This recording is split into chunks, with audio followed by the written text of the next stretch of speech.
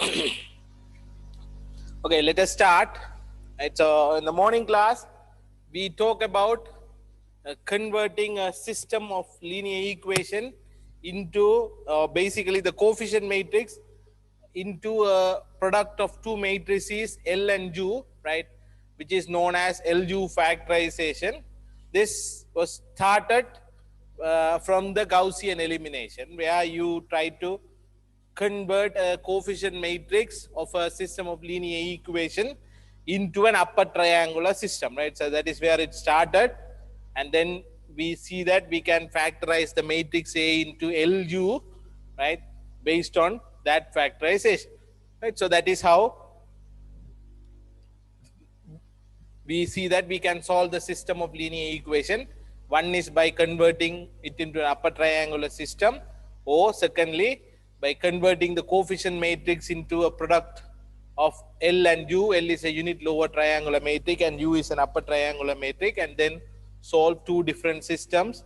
One is an upper triangular matrix system and one is a lower triangular matrix system, right?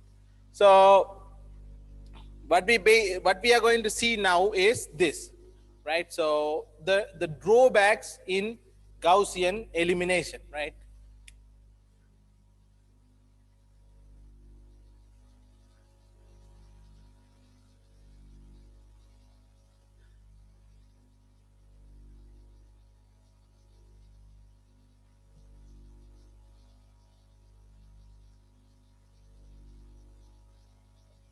Right, so the drawbacks in Gaussian elimination, what are the problems we may have during the computation by using the Gaussian elimination, right? So that is what we are going to see now. So the first problem is, you know that at each step you define a multiplier Mij, right, which is basically the corresponding component in that row, right, or in the column, divided by the diagonal term, right? So you notice that your Mij is basically some Aij divided by Aii, right? So this is how you define the multipliers Mij, right? So for this, you know that you should have Aii to be non-zero, right? So that is an important part in the condition. So you always know that if you have 0, right, at that point, right, at that point, right, so if your Aii is 0 at some point, then you know that you cannot find the multiplier, right? So you have to fix that issue, right? So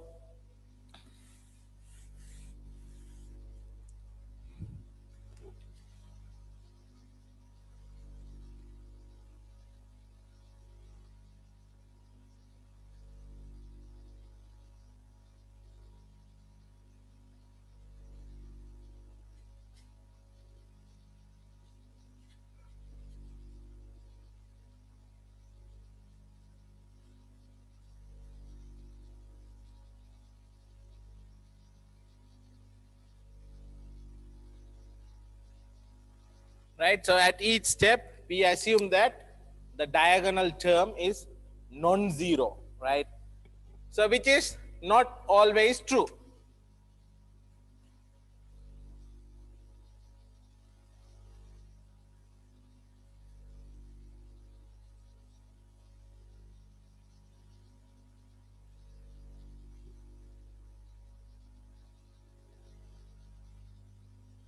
right? So this may not be possible in all cases, right?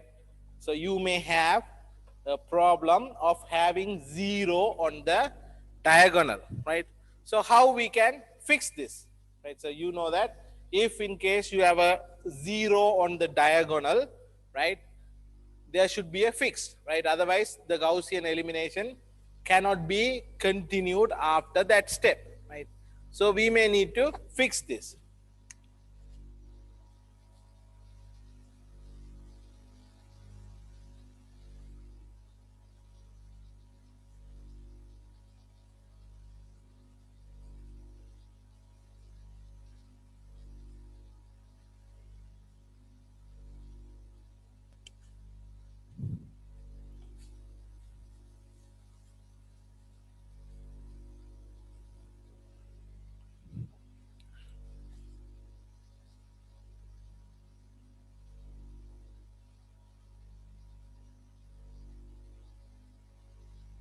right? So the way to fix this is you may need to interchange two rows in order to avoid having zero on the diagonal, right? So the one way to fix this issue is row interchanging at some point, right? So which is one of the row operations I defined at the class before the morning class, right? So before we started doing Gaussian elimination, I talked to you about three different types of row operations. The first row operation is interchanging two rows, right? So we may need to apply that row operation as well to avoid the zero on the diagonal, right? So let's see how this can be done in an example.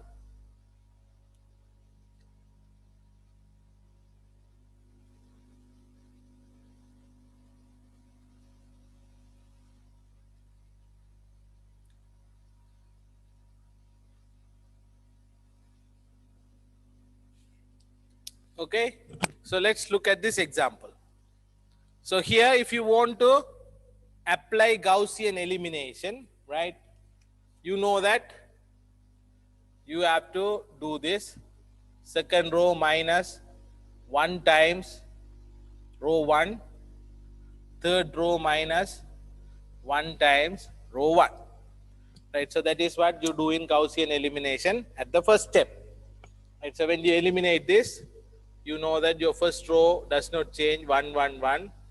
You have 0, 0, 1 and 0, 1, 3. Okay, so now you can see that you have an issue here, right? So you have an issue of having 0 on the diagonal, right? So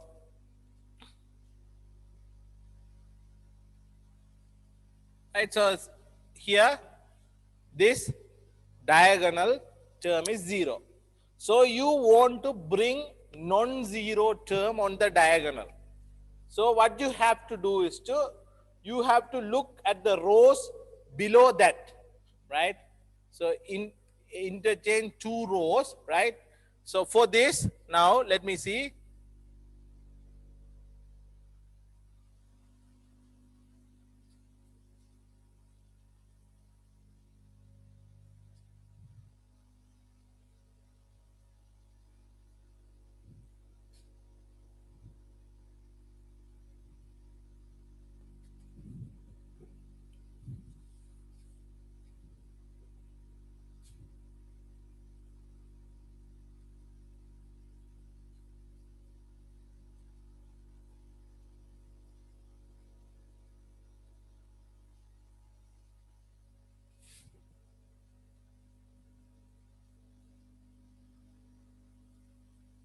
Right? So what we do is we look for a term below the diagonal which is non-zero, right? And then pick that point and interchange that row with the diagonal row to make sure you have a non-zero term on the diagonal. So in this case, you know that this is 0, but fortunately for you, this is non-zero, right? If this is non-zero, then you can interchange the row 2 and row 3. So the next step is you interchange the second row and third row among themselves, right? So if you interchange, your first row does not change, but your third row becomes the second row, 0, 1, 3, and second row becomes the third row, so 0, 0, 1. So now you can see that this is an upper triangular matrix. So you completed the Gaussian elimination, but in between the eliminations, you are supposed to interchange two rows to avoid dividing by 0 in the multipliers. Right? So this is one of the issues which may arise in Gaussian elimination, right? So in such cases, you can interchange two rows to avoid that issue, right? So that is how we do that, right? So this interchanging two rows in Gaussian elimination is called pivoting, right? So this strategy of interchanging two rows has a name. We call that process as a pivoting process.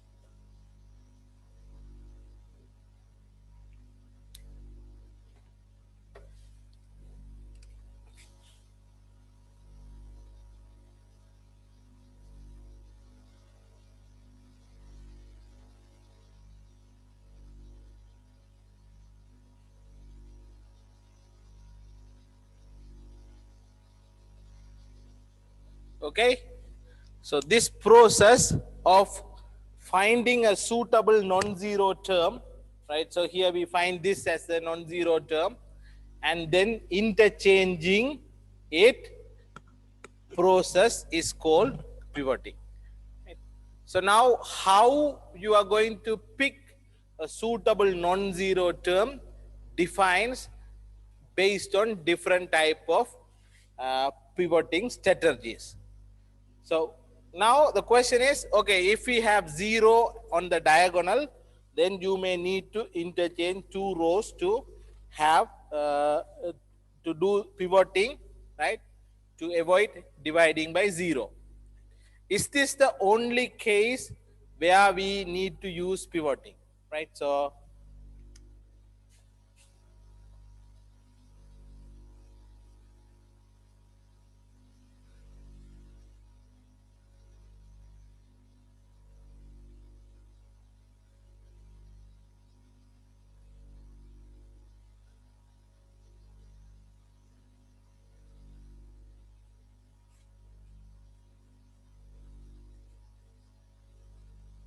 right, so not, this is not the only place where you apply pivoting.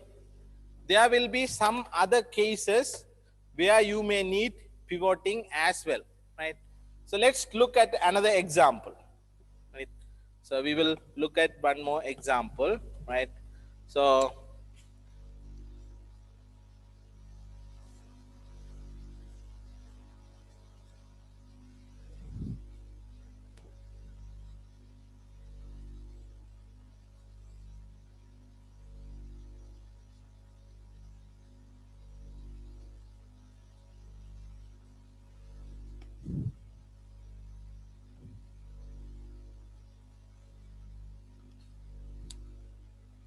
right, so here look at this example, right? So this, there is no problem here, there is no 0 on the diagonal, right?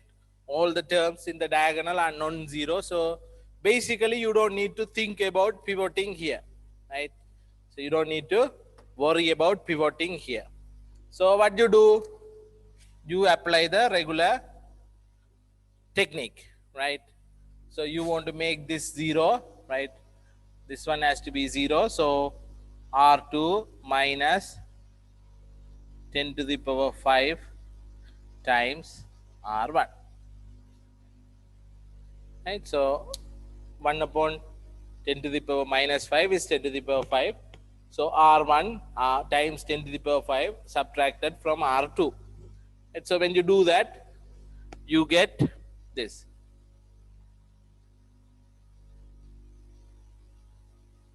0, right? 1 minus 10 to the power 5. Okay. X1, X2 is equal to 1, 2 minus 10 to the power 5. Okay. So when you apply the Gaussian elimination, right? Because there is no problem with zeros, so you apply the Gaussian elimination, right? And then you apply back substitution, right? When you apply back substitution, right? So you know you have to solve the last equation, when you solve the last equation, you get x2 is approximately 1, because 2 minus 10 to the power 5 divided by 1 minus 10 to the power 5. So they are both same. So you have x2 is approximately 1. Right.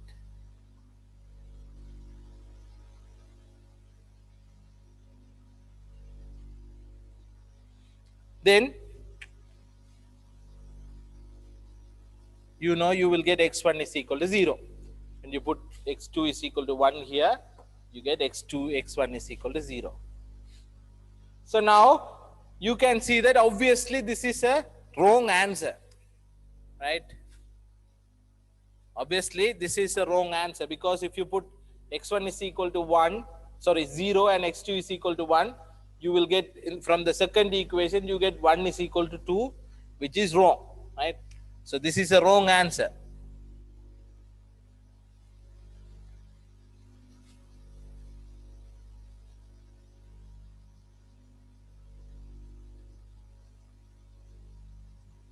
And so this is an incorrect answer. So what happened is, even if you apply Gaussian elimination without any problem, right? You just apply the Gaussian elimination, but you ended up with wrong answer, right? Now, if you apply the pivoting, that means you interchange the rows first, and then you do the computation, right? So in that case,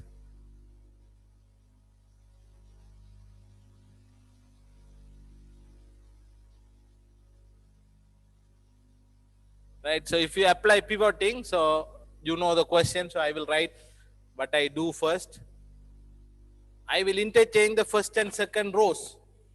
So if I do that, I have 1, 1, 10 to the power minus 5, 1, right? x1, x2 is equal to 2, comma 1. So all I did is I just interchange the rows first, right?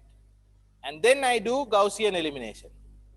Right? Next step, so I know it is R2 minus 10 to the power negative 5 into R1.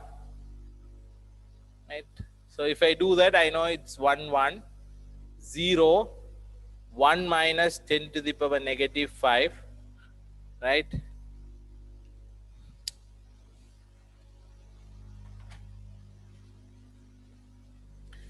And this is x1, x2.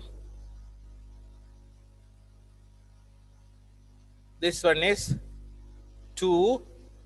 This is 1 minus 2 times 10 to the power negative 5. Okay? Right, so when you apply Gaussian elimination after doing a pivoting, you get this. Now if you solve this equation, you get x2 is approximately equal to 1. So x1 is also approximately equal to 1 from this. So this looks like a more suitable answer, right? So if you compare these two answers, one of them is completely wrong and the other one is absolutely correct, right? So that's the difference.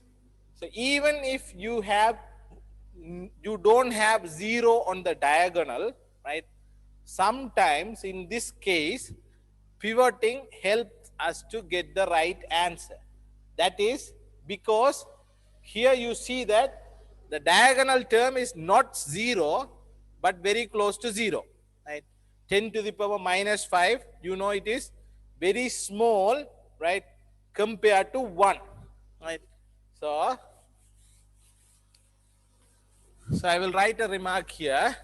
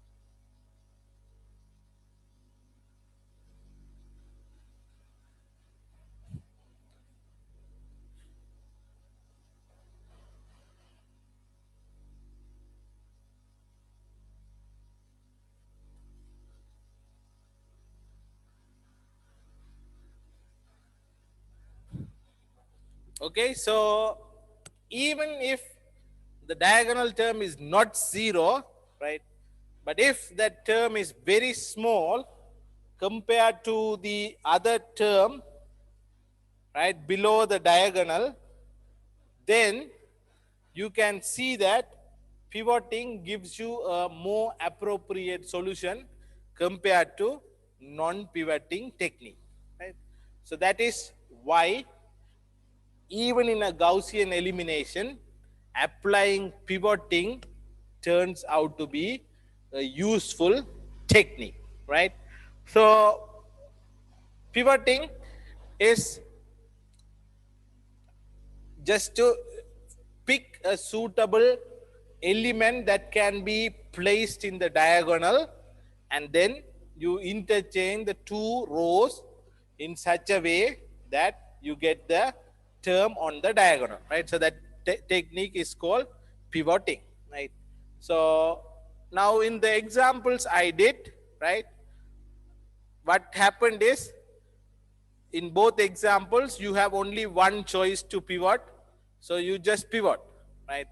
So here in this example, it is only two rows, so you can just interchange that.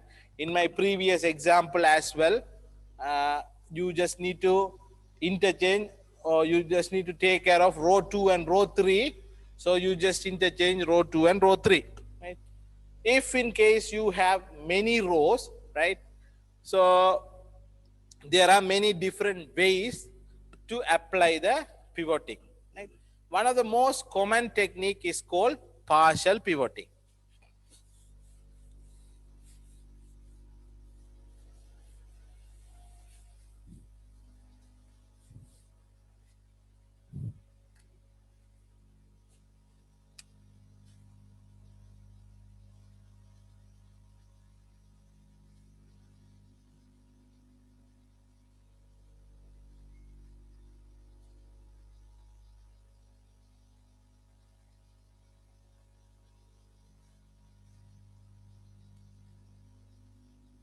Right, so the following pivoting techniques are used.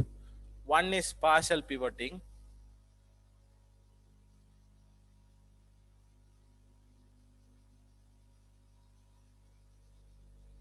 Second one is scaled partial pivoting.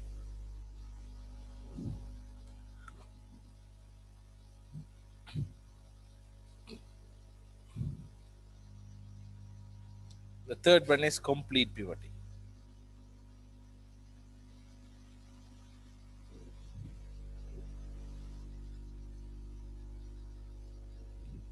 The third one is complete pivoting. Right. So among this, the complete pivoting is a more complicated technique. So we will mainly consider the partial pivoting, right, and scale partial pivoting for a bit, right? So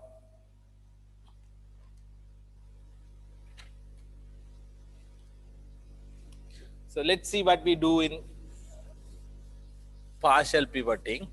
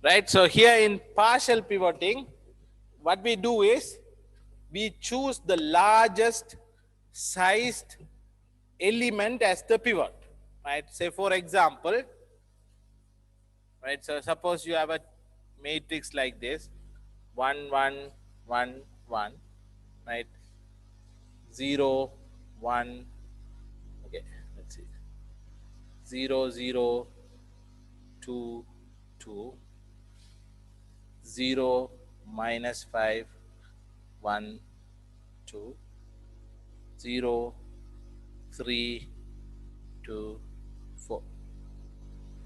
Right, so suppose you have a matrix like this, right? Suppose you have a matrix like this. So here you know that this is your pivot, right? So this is your diagonal term, right? So that is 0. So what you do is you look for the elements below that, right? Among them, you pick the largest sized element, right? So what you do is you pick the maximum, the largest absolute value of these numbers, that is absolute value of minus 5. You all know that, right? So what you do is interchange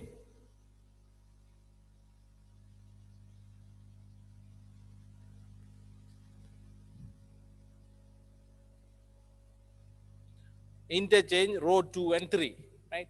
So that is what we call partial pivoting, right? So you, even if it is minus, right? So you look for the largest sized element, right? Not the largest element, we look for the largest sized element, right?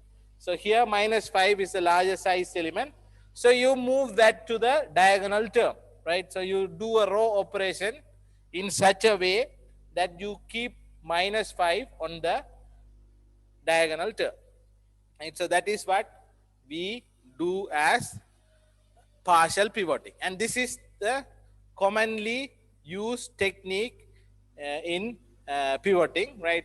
Scale partial pivoting and complete pivoting, they are not commonly used, right? So we just mention them as there are certain, right, values, there are certain pivoting techniques like this, but partial pivoting is commonly used technique, right? So that is what we do in our course as well, right? So if they ask you to do partial pivoting, then you can apply this technique, right? So that is how the process worked, right?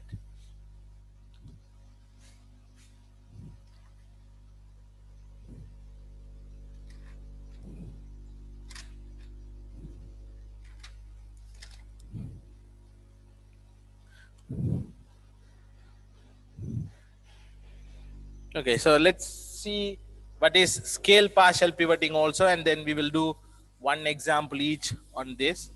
Right? Complete pivoting we will avoid, but scale partial pivoting we will see it.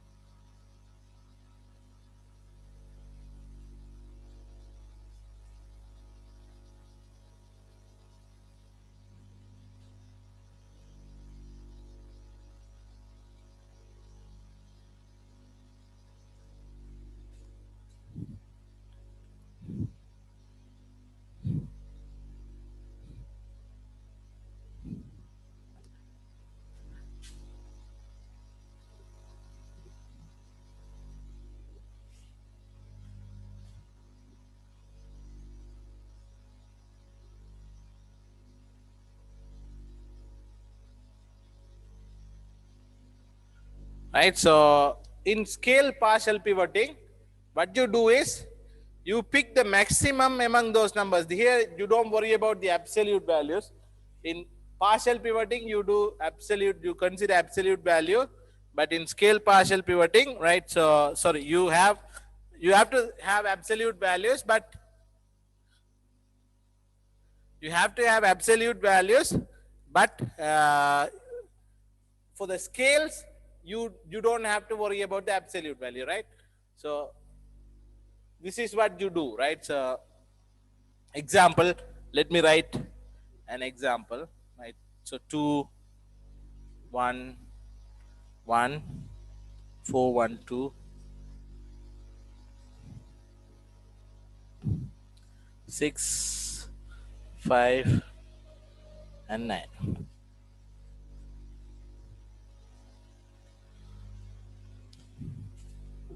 Among the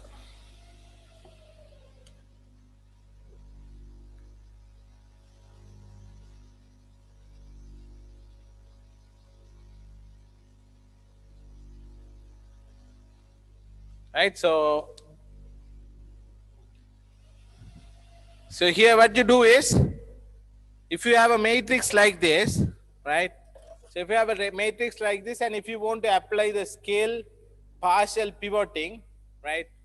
So what you do is, in this row, right? In this row, maximum is 2. In this row, maximum is 4, right? In this row, right? So let me change a bit. Change this to 1 and this to 2, okay? Just a manipulation, right? So I change this to 1 and this is 2, but still on the first row the maximum is 2, second row maximum is 4, third row maximum is 9, right? So you don't worry about absolute value, you just pick the maximum number in each row, right? And after that, right, so that is the first thing you do. Maximum among the terms in each row you first pick, right? And after that you consider the column where you want to do pivoting, right? So you are working on the first column, right? So if you are working on the first column, then what you do is you take the maximum among absolute value of the term, right? 1 divided by maximum of this. This is maximum 4 divided by max. Here it is 6 divided by 9. Okay. So in this case, you can see that, right? 1 upon 2, 4 upon 4, 9 upon 9. So the maximum is this, absolute value of 4 over 4. Right? So that is clear for you. So if that is the maximum, then you know second row is your pivot row, right? So you interchange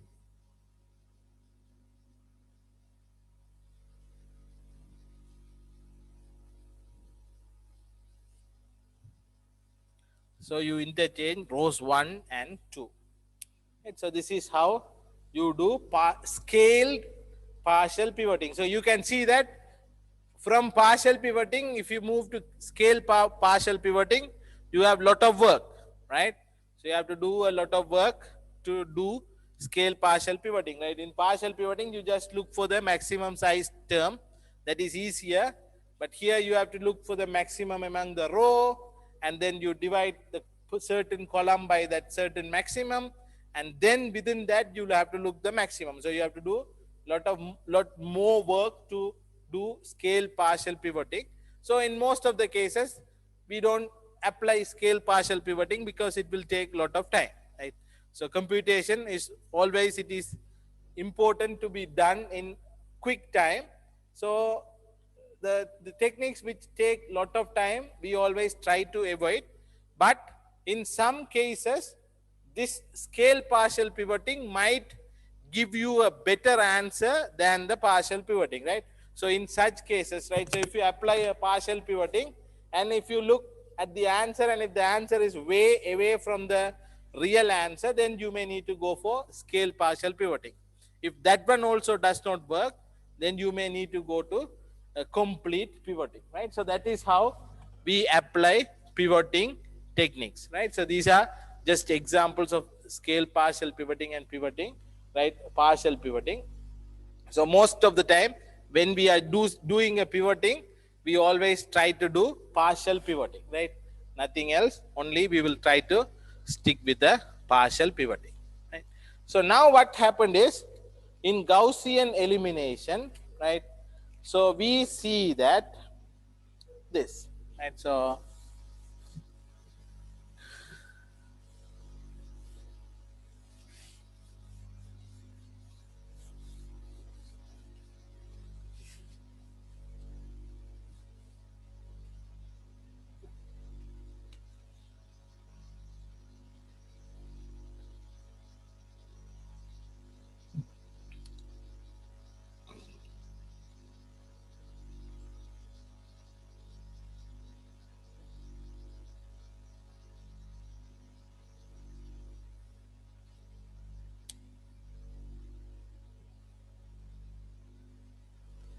here,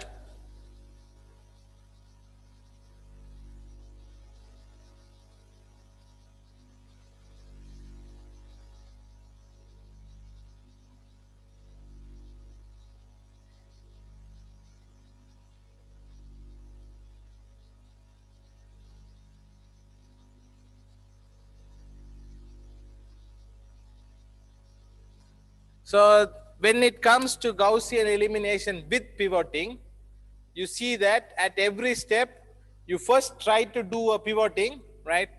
If there is no need for a pivoting, then you don't need to do. But if there is a need for a pivoting, you do the pivoting and then you do the elimination, right? So when we don't do pivoting, we see that we have a matrix factorization, right?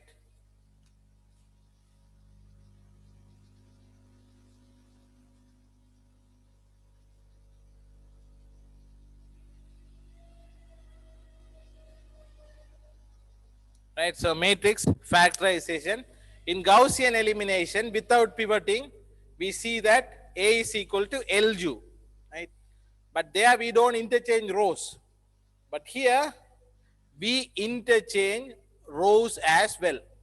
So what happened is, when you multiply L and U, you are not going to get A, because already you interchange rows, right? So that cannot be equal to A. So you have to multiply A by a certain matrix to get LU, right? So that certain matrix is called permutation matrix, right? So let us define a permutation matrix.